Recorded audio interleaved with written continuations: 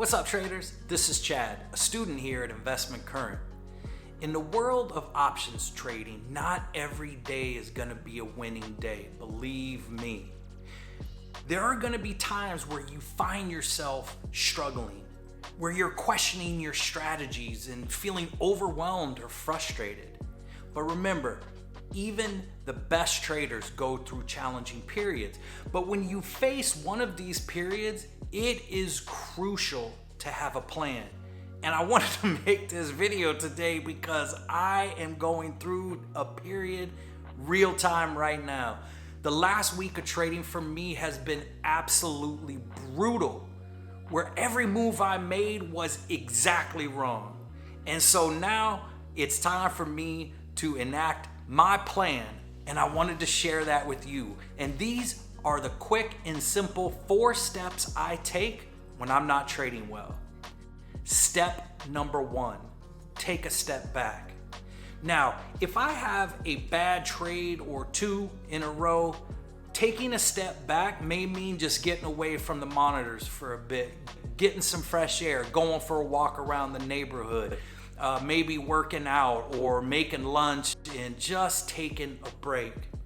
When you've had a bad week like I've had, my break is gonna be a little bit longer because I need some more time to enact the other steps. So my step back may be 1 to 3 days.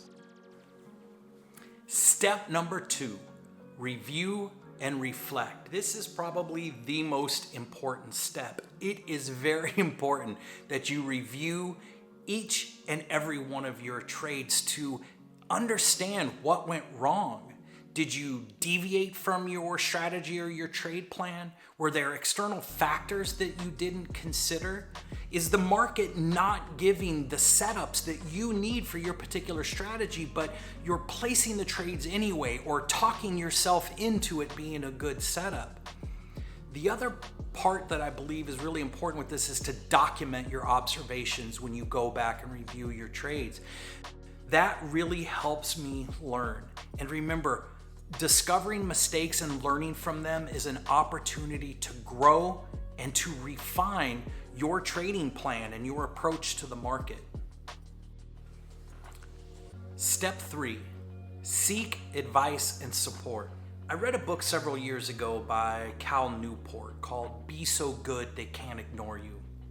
And in that book, he talked about the power of instant feedback and how pros, like you will see a professional quarterback in the NFL has a quarterback's coach, and a coach that sits there and analyzes everything that he does, every throw that he makes, from where his feet were placed and the rotation of his hips and where his hand was over his shoulder when the ball was released. And professional singers go through this with their voice coaches that are constantly analyzing every note that they belt out. And comedians, remember he had talked about in there, like when a comedian has a Netflix special, that comedy routine will have been given over several thousand of times before they get to that special, because what they do is they take this basic act, right? And then they go out and they give it to an audience, and then they see how the audience reacts, and they take that instant feedback and they go and tweak it. And this goes from like big, jokes being removed to at the point they're fine tuning it so much that they will even analyze if they change the inflection of certain words, does it add more comedic value? So by the time this gets to be a Netflix special, this comedian has gotten instant feedback thousands of times. And for me, seeking advice and support in trading is the Investment Current community and trade room. It is invaluable. That community, and even Mitch himself, they can be that quarterback's coach. As long as nobody is in a trade, you can ask questions. And when a trade is over and I have screwed it all up and I've lost money, I can ask real-time questions to say, hey guys, this is what I did, this is when I entered, this is what I saw, this is why I got out. And you can get so many different perspectives and feedback on maybe what somebody else did. And I'm telling you, there are times where I have lost money and someone has made money, and the difference has been seconds sometimes. But what is that difference? And without the Investment Current trade room and community, I would have nowhere else to really seek this real-time, instant feedback and advice. It is invaluable and has become absolutely priceless in my trading journey. Step 4, revisit your strategy. After you've taken some time to step back, you've reviewed and reflected on all of your recent trades, you've taken any questions or learnings or observations to the Investment Current community and trade room to seek advice, it's now time to review not only your strategy, but maybe to review the indicators that you use as well. One of the real benefits of Investment Current are all the proprietary indicators that come with it.